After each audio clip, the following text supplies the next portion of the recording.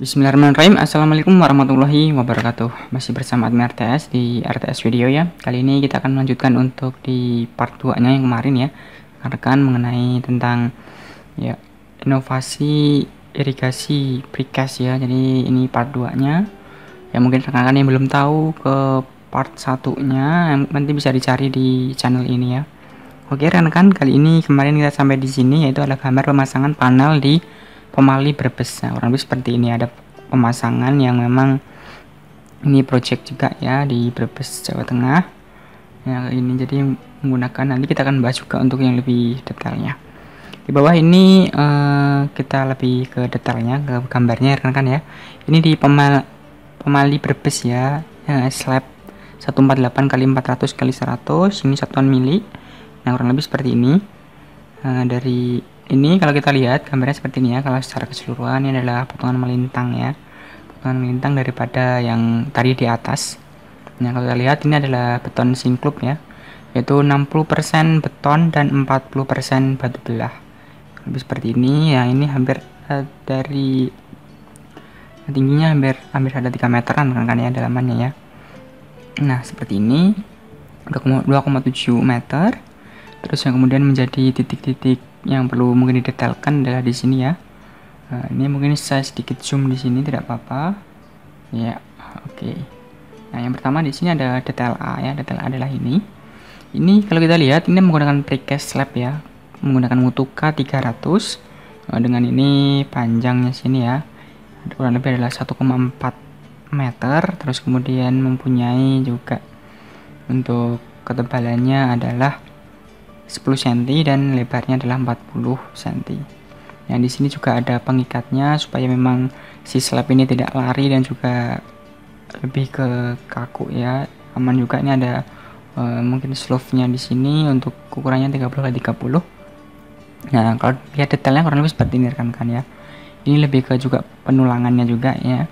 Yang tadi ini beton sinklub tadi ya, yang 60% beton dan 40% batu belah.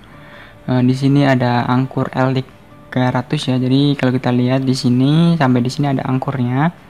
Angkurnya kurang lebih 300 ya. Menggunakan diameter 10 dengan jarak 50 cm. Terus menggunakan ini juga tebalannya 50 cm. 15 cm. Terus kemudian menggunakan beton in situ K175. Ini juga ada angkur angkur L ya. Jadi mengaitkan antara ini ya, untuk betonnya ada di sini sama di yang slabnya. Ini beton precast slabnya di sini ya. Ini lebih seperti ini ya. Ini adalah yang precast panel tadi, slab. Nah ini menggunakan bentuk K300. Terus kemudian ini jaraknya kurang lebih 0,55 meter. Nah seperti ini kalau kita lihat rekan ya. Ini menggunakan satu layer untuk tulangannya. Nah lebih seperti itu ya kalau kita lihat untuk secara detailnya dari gambar tadi.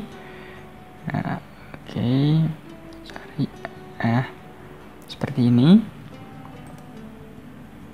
Nah jadi sepanjang irigasi tadi dipasang slab ini yang menggunakan slab K300 ya. Kita next saja.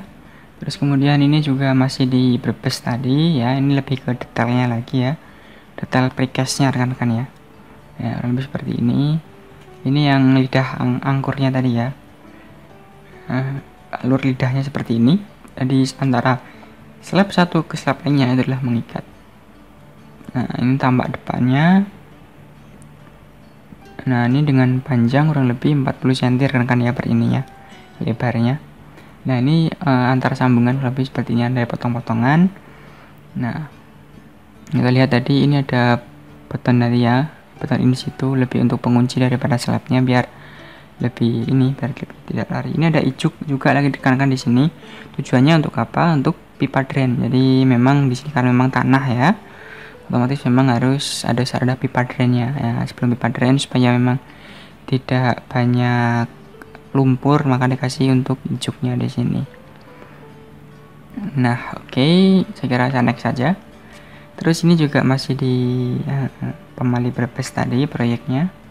Nah, jadi ini ada kolom pengunci rekan-rekan per 5,6 meter. Ini ada kolom pengunci. supaya memang dia lebih stabil juga ya.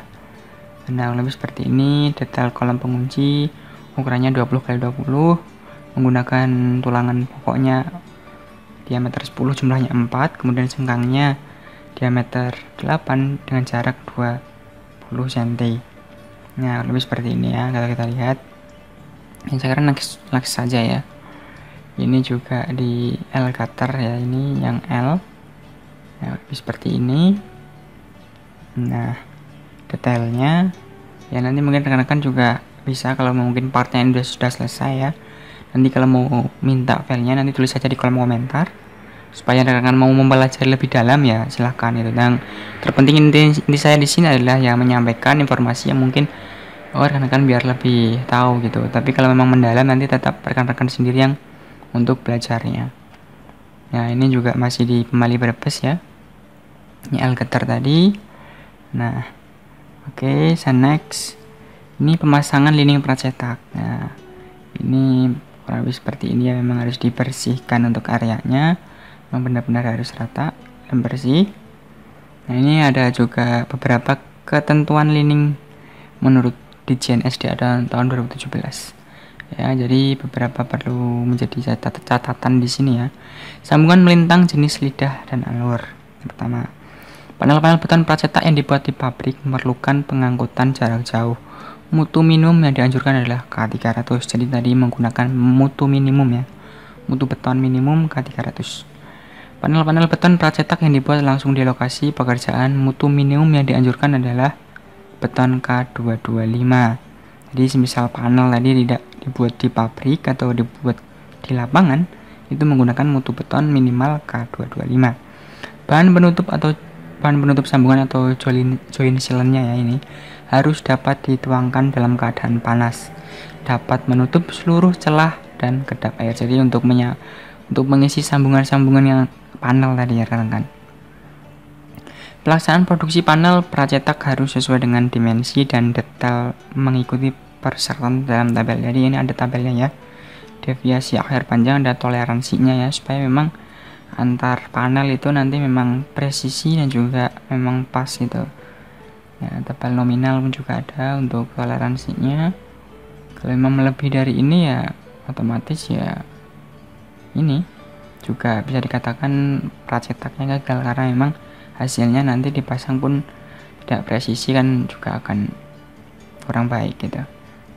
Terus cacat permukaan, ini menurut Ditjen SDA tahun 2017 ya, ini ada perbaikan kerusakan panel selama produksi dan mobilisasi, harus ditangani kasus per kasus ya, satu persatu juga ya. Kerusakan yang berulang pada panel akan menyebabkan penghentian operasi produksi sampai penyebab kerusakan dapat diperbaiki. Nah, ini lebih ke problem-problem yang ada di lapangan mungkin ya.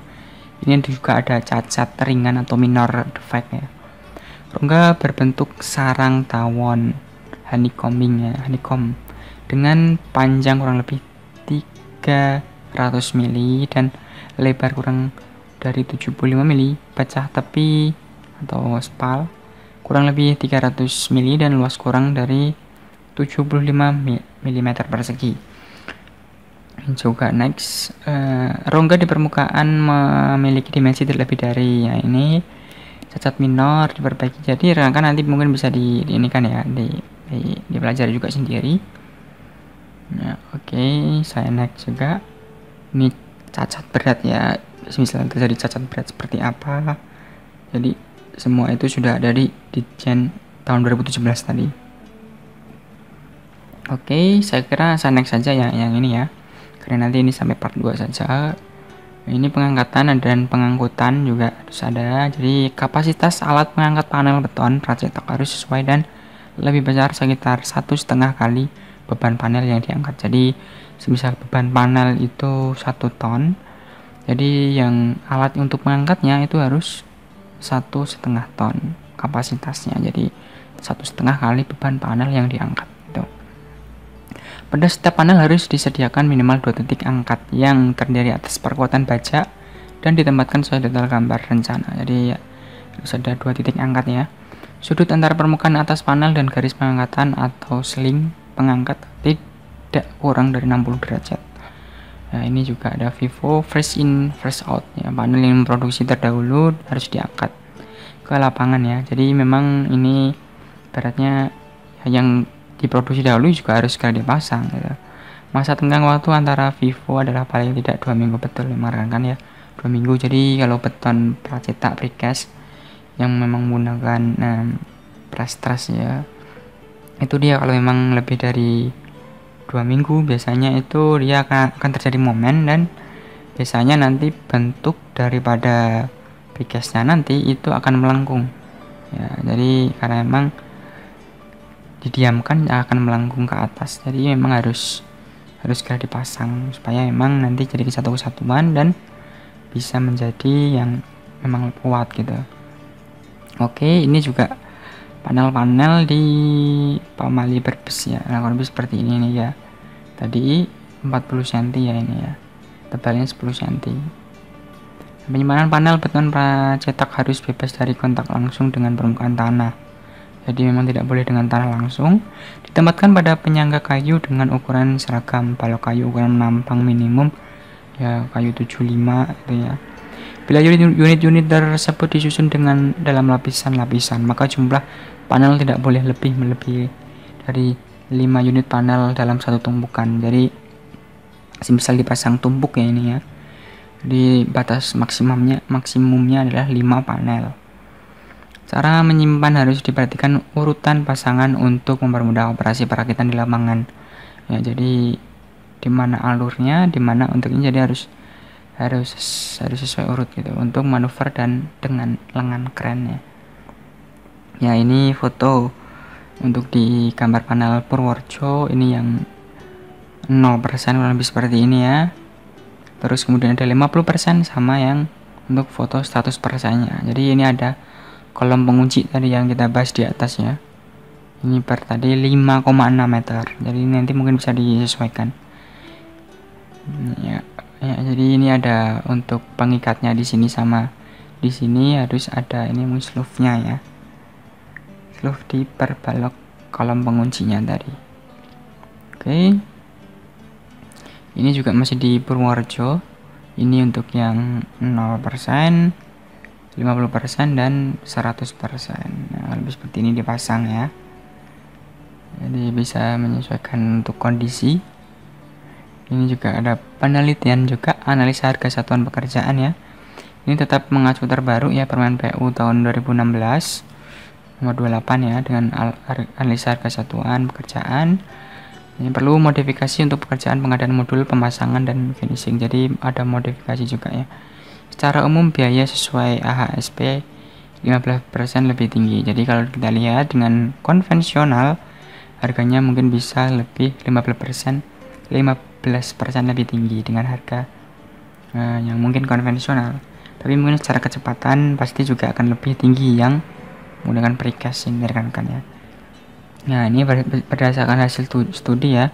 Dimensi lebar dasar 1,1 meter, tinggi 0,8 meter. Kurang lebih biayanya adalah 1,34 juta per meternya. Nah, dibandingkan saluran irigasi pasangan batu, investasi lebih tinggi. Ya, lifetime cost-nya ya ini 40% lebih rendah. Jadi untuk biaya waktu biayanya ya. Ini untuk 40% lebih rendah. Kalau harga dengan konvensional 15% lebih tinggi. Ini hasil kajian teknologi baru learning curve dipersepsikan secara umum lebih baik dibandingkan lining pasangan batu kali. Nah, dari pasangan batu kali lebih baik dengan menggunakan precast ini.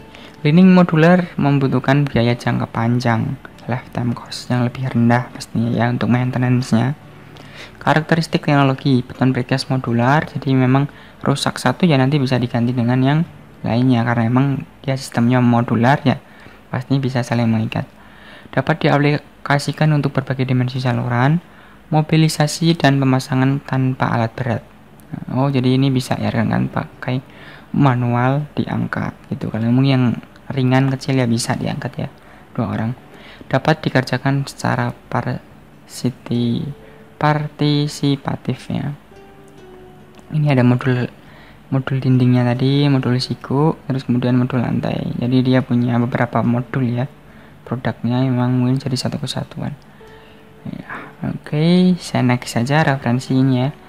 Intikon dari SDA tahun 2017 nomor 4 tadi ya, Balitbank PU teknologi saluran irigasi ya. Jadi ini dari Intikon, dia punya juga pipa Pokolvert juga, Udit Slab ya. Jadi untuk saluran irigasi dia mungkin punya semuanya, tapi ini juga ada untuk pagar panel juga bisa ya. Ada pancang juga ini pancangnya ini ya, kurang lebih seperti itu rekan-rekan ya. Inovasi mungkin juga lihat info dari produknya Intikon dan juga kita pemanfaatnya seperti apa.